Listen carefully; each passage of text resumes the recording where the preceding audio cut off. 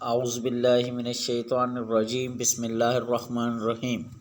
हमारा आज का टॉपिक है मैट्रिसेस। और स्टूडेंट्स, मैट्रिसेस जो है बेसिकली ये प्लूरल हुआ करता है मैट्रिक्स का। लिहाजा मैट्रिक्स को अगर डिफ़ाइन करें तो हम कहते हैं अरेंजमेंट ऑफ एंट्रीज और elements in rectangular array with in square bracket is called matrix. क्या कहते हैं कि अगर हम मुख्तलिफ एलिमेंट्स या एंट्रीज़ को अरेंज करें रेक्टेंगुलर एरे की शक्ल में और उनको स्क्वायर ब्रैकेट के अंदर लिख दें तो वो हमारा कहलाता है मैट्रिक्स।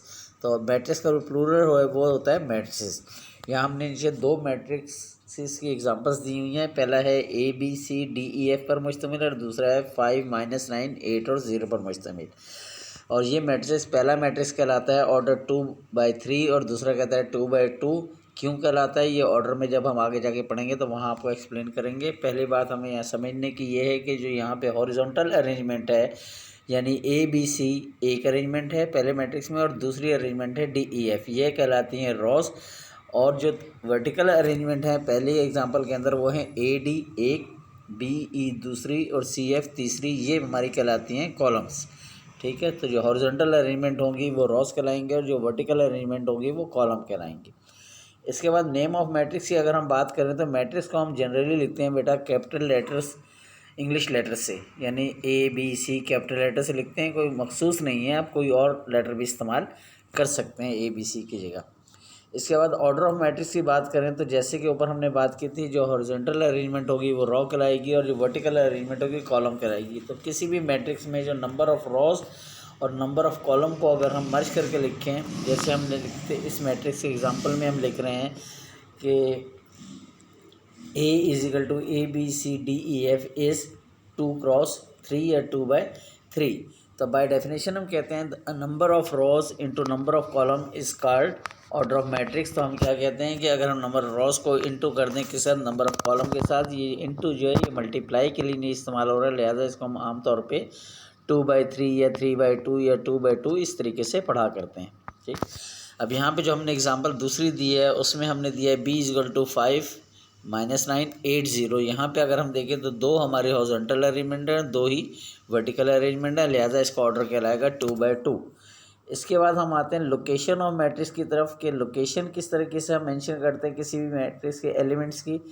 तो वहाँ पे हम कहते हैं कि अगर हमने एक A मैट्रिक्स लिया है A = ABC और DEF पर मुश्तमिल है, इसका ऑर्डर है हमारे पास 2/3 यानी 2 रॉज हैं और 3 कॉलम हैं।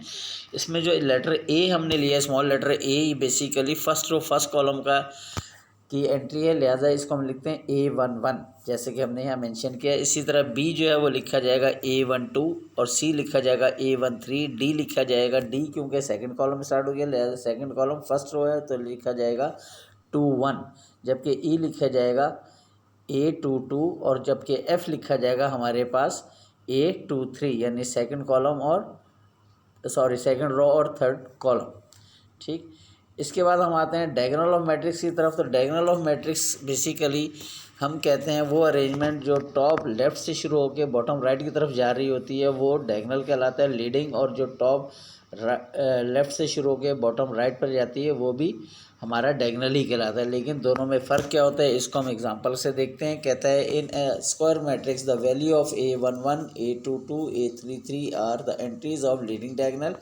यहाँ पे जो first row first column, first second row second column और थर्ड रो थर्ड कॉलम की एंट्री बन रही है 3×3 के मैट्रिक्स के अंदर, वो इसके लीडिंग डायगोनल कहलाते हैं। जबकि जो हमारी एंट्री बन रही है A13 A22 A31 की, ये हमारा प्रीसीडिंग डायगोनल कहलाता है। तो ख्याल रखिएगा जो टॉप लेफ़्ट से शुरू होकर बॉटम राइट पे जा रहा है वो हमारा कहला रहा है लीडिंग डायगोनल, और जो टॉप राइट से शुरू होकर बॉटम लेफ़्ट पर जा रहा है वो हमारा कहला रहा है प्रीसीडिंग डायगोनल। तो ये हमारा आज का टॉपिक था। इसमें हमने क्या क्या डिस्कस किया, हमने ये बात की कि मैट्रिक्स की डेफिनेशन क्या होती है, उसके बाद हमने बताया कि मैट्रिक्स में रॉस किसको कहते हैं, कॉलम किसको कहते हैं, फिर हमने बताया कि उसके एलिमेंट्स को कैसे अरेंज करते हैं। साथ ही हमने ये भी बताया कि उसमें हॉरिजॉन्टल अरेंजमेंट क्या कहलाती है, वर्टिकल अरेंजमेंट क्या कहलाती है, और साथ ही हमने ये बताया कि उसके डायगोनल्स क्या होते हैं। तो ये हमारा आज का लेक्चर है, इसको अपने ज़हन नशीं कर लीजिए ताकि हम इससे आगे जब बढ़ें नेक्स्ट टॉपिक की तरफ तो आपको ये सारी बातें आती हों।